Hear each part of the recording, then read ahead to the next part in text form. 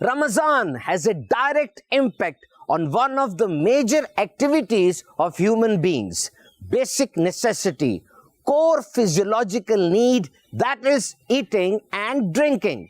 रमज़ान मुबारक की वैसे तो बहुत सी बरकतें हैं, लेकिन एक काम ऐसा है, एक एक्टिविटी ऐसी है जो डायरेक्टली सुपरवाइज हो रही होती है, और वो है खाना और पीना। याद रहे, रोजा रख लेना इस चीज का लाइसेंस नहीं है कि अब मैं जो मर्जी खाऊं, जब चाहूं खाऊं और जो चाहूं खाऊं। एहतियात करनी बहुत जरूरी है। First of all, stagger your hydration. यकीनन जिस्म में पानी की कमी पूरी करना ये एक अहम तरीन काम है, लेकिन इफ्तार के वक्त ढेरों ढेर पानी पी लेना ये सेहत के लिए नुकसानदेह हो सकता है। आइए इसको प्लान करते हैं। इफ्तार के वक्त 2 गिलास पानी पीजिए और फिर वक्फे से 1 गिलास या आधा गिलास पानी पीजिए। याद रहे, इंसान की दिन की जरूरत वो 8 गिलास पानी है। हाँ, अगर आप किसी गर्म इलाके में रहते हैं या मेहनत वाला काम करते हैं, पसीना ज्यादा आता है, तो रिक्वायरमेंट डिफरेंट हो सकती है।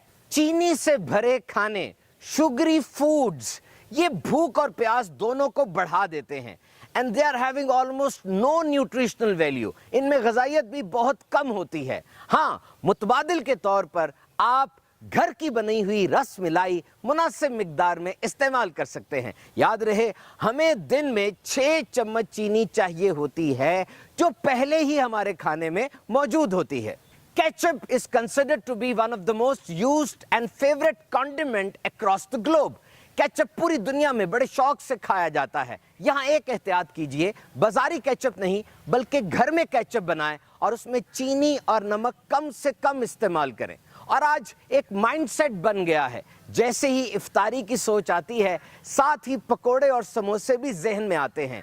ये सेहत के लिए अच्छे नहीं हैं। हाँ, सब्जियों से भरी हुई चना चाट, दही बल्ले और फ्रूट चाट ये जरूर इस्तेमाल कीजिए। इस तरह आपको सब्जियों और फलों की ग़िज़ाइयत भी मिलेगी और सारे दिन की भूख के बाद जिस्म ताज़ा दम हो जाएगा।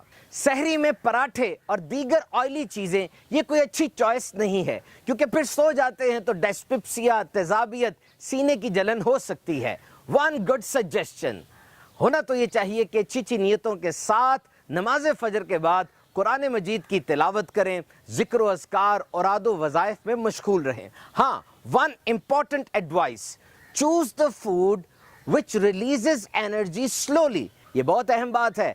देखिए, ऐसे खाने सहरी में खाइए जिनसे एनर्जी फौरन नहीं निकलती, बल्कि आहिस्ता आहिस्ता रिलीज होती है, ताकि आपके जिस्म को ताकत मिलती रहे।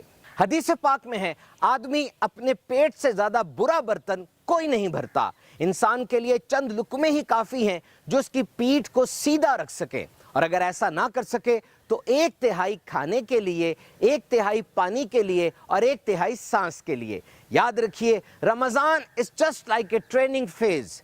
हमें रमजान में रोजे रखने हैं, इबादत करनी है अल्लाह की रजा के लिए, लेकिन अगर एहतियात करें और प्रॉपरली मैनेज करें तो इसके और बहुत से फवायद हासिल हो सकते हैं।